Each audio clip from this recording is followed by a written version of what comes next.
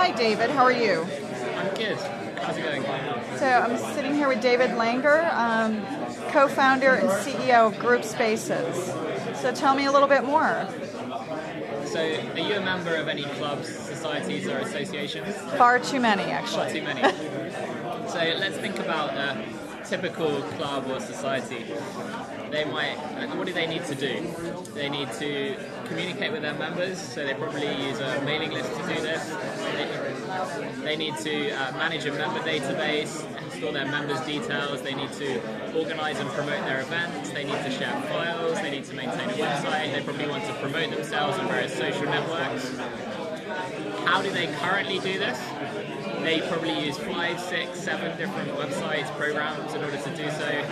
They might have a mailing list running on Yahoo groups or Google groups. They might have events on Facebook or Eventbrite. Their member database, the same people on their mailing list are probably stored in Excel. They have files probably shared through Outlook. Their website might be difficult to keep up to date. They probably have a Facebook group. They probably promote themselves on other social networks. It's very time consuming and it's a mess. GroupSpaces provides an integrated suite of tools that allows groups to run mailing lists, send out professional newsletters, manage a member database online, organize and promote events, share files, take payments, integrate with social networks and more.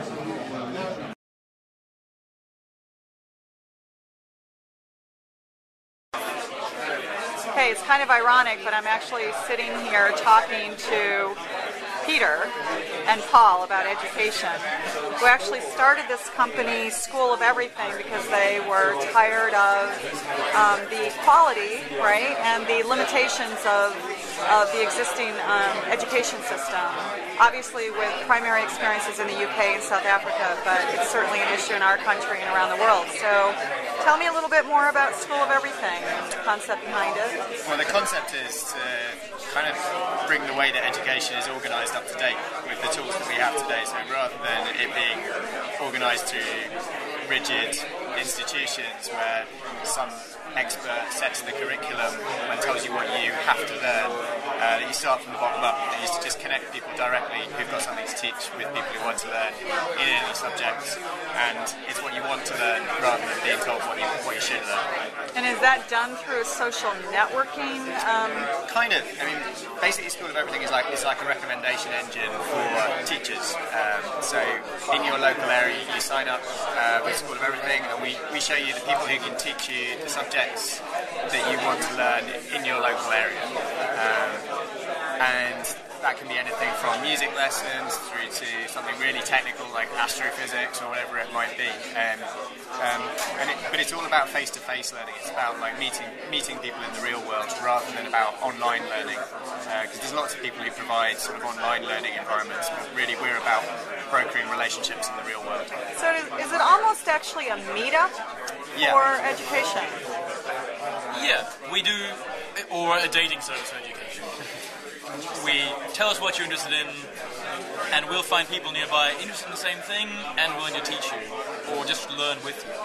And how is that monetized? Are the teachers actually paid, and is it a percentage? Do they set their own fees, or do you have a structure based on music in this category with this much experience gets paid X, or? Well, first of all, the categorization of bottom-up education is virtually impossible. We get such a wide variety, 22,000 subjects is currently the number of tags in our database with tags like that. And there's no way there's qualifications for all of those. So quality control is an interesting challenge and one we're working on. But we just say, you're interested in these things, where do you live, and find the best match for people who share those interests. When it comes to the monetization, is basically we think there are over 100,000 self-employed teachers in the UK alone. So people who are teaching week in, week out, whether it's music lessons or yoga lessons or whatever it might be, and they charge generally sort of between $30, $40, $50 an hour, that kind of level. And basically we act as a payment system for those self-employed teachers because they can't take online payments the way that they're organised at the moment, and we take 5% of the money that goes through our system in terms of them taking up those payments. So right now it's UK only? it's strongest in the UK. It actually works anywhere in the world, but you have to get to this little critical mass in a particular city for it to really work. And we think that's like it's a few hundred teachers in a particular place, and we've got that in a few places in the US, but really we've only done any marketing or any publicity really in the UK so far. And is US your next market? It seems to be. That's where it's growing fastest at the moment. So at the moment it's growing a bit faster in the US than it is in the UK. And it will certainly help, the fact that it is a strong priority for the Obama administration. Absolutely. As well. Yeah, I mean, I think every government says that education is a priority because it's a great thing to do, but to be brave about how you organise education is something that I've never really seen a government take on, and it does sound like the new administration is kind of at least thinking about that. Thinking about it strongly.